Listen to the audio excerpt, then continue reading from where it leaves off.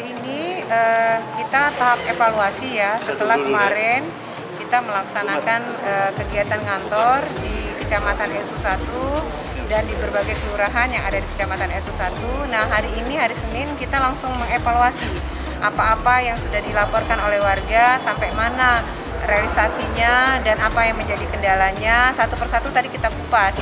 Besok akan kita lanjutkan kembali sampai kita menemukan bahwa tidak ada laporan dari warga ini yang tidak kita tanggapi. Jadi semuanya harus kita tanggapi dan kita jelaskan satu persatu. Nah, inilah tujuan saya ngantor di setiap kecamatan dan kelurahan yang ada Kota Palembang, dengan harapan seluruh aspirasi yang sudah tersampaikan itu betul-betul bisa kita wujudkan.